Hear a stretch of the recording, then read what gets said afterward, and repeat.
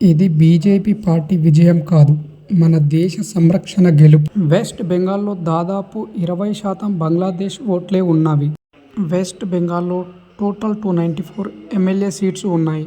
వాల్దాలో re election జరగడం వల్ల ఇప్పుడు 293లో 148 సీట్లు సాధించిన పార్టీ విజయం సాధిస్తోంది. మే 4కి జరిగిన కౌంటింగ్ మధ్యాహ్నం వరకు బీజేపీ 190, టీఎంసీ 90కి సీట్లు వచ్చాయి. ఉదయం నుండి మధ్యాహ్నం వరకు జరిగిన కౌంటింగ్లో టీఎంసీ పూర్తిగా విఫలమైంది. ఇప్పుడు పాయింట్ ఏంటంటే, బంగ్లాదేశ్ నుంచి వచ్చిన చొరబడుదారులు బెంగాల్ నుంచి పారిపోవడానికి రెడీగా ఉన్నారు. కానీ ముందు ప్లాన్తోనే అమిత్ షా బోర్డర్ సెక్యూరిటీ ఫోర్స్ని గట్టిగా దించాడు. దొరికిన వాళ్ళని ఏలాడదీసి కొట్టడానికి రెడీగా ఉన్నారు. బీజేపీ ప్రభుత్వం రావడం వల్ల మనం వెస్ట్ బెంగాల్ని బంగ్లాదేశ్లో కలవకుండా కాపాడుకోగలిగాం. అదే ఒకవేళ టీఎంసీ వస్తే జరగబోయే 5 సంవత్సరాల్లో సగం బంగ్లాదేశ్లో కలిసేది. బెంగాల్లో ఇప్పటి నుండి ఆడవాళ్ళ మీద ఎలాంటి రేప్ కేసులు జరగడానికి వీలుండదు. ఎందుకంటే బీజేపీ ప్రభుత్వం వచ్చిన తర్వాతకి యూపీ సీఎం ఆదిత్యనాథ్ యోగి తీసుకువచ్చిన స్ట్రిక్ట్ రూల్స్ ఇప్పుడు బెంగాల్లో కూడా రాబోతున్నాయి.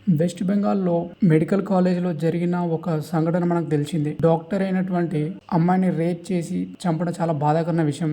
ఇప్పుడు చనిపోయిన ఆ డాక్టర్ వాళ్ళ తల్లికి ఎమ్మెల్యే సీట్ ఇవ్వడం జరిగింది బీజేపీ. ఇవ్వడమే కాకుండా మంచి మెజారిటీతో గెలిచింది. ఆర్జిక మెడికల్ కాలేజ్ డాక్టర్ను లైంగికంగా హింసించి చంపిన ఆ నేరస్తుల కేసు మళ్ళీ ఇన్వెస్టిగేషన్ చేసే అవకాశం ఉంది. దాని వెనుక ఉన్న టీఎంసీ గూండాలు, రాజకీయ నాయకులు అందరూ బయటకు వచ్చే అవకాశం ఉంది. బెంగాల్లో జరిగిన ఎన్నికల్లో భవానీపూర్లో ఒక వారే జరిగిందనుకో.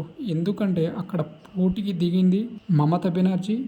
ఇప్పుడు బీజేపీకి సీఎంగా పోటీ చేస్తున్న సువేందు అధికారి.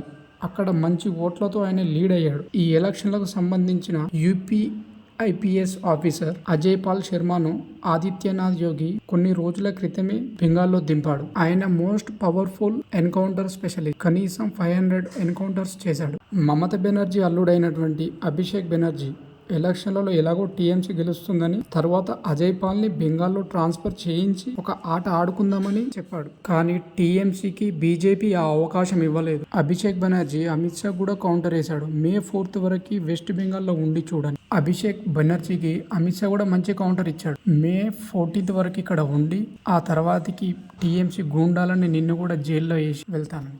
ముఖ్యంగా బీజేపీ గెలవడానికి కారణం, టీఎంసీ ముఖ్యంగా గెలవపోవడానికి కారణం సెంట్రల్ గవర్నమెంట్ ఫోర్స్. కనీసం 2,40,000 మంది ఫోర్స్ బెంగాల్లో దిగారు. ప్రతి ఒక్కరు పోలింగ్ బూత్ లో రాత్రి పగలు కాపలా కాశారు. నెక్స్ట్ బీజేపీ అధికారంలోకి వచ్చింది కాబట్టి వచ్చే 5 సంవత్సరాలు బీజేపీ పరిపాలన ఎలా ఉంటుందో చూద్దాం. ఈ వీడియో మీకు నచ్చినట్లయితే లైక్ అండ్ షేర్, సబ్స్క్రైబ్ చేయండి. జై హింద్.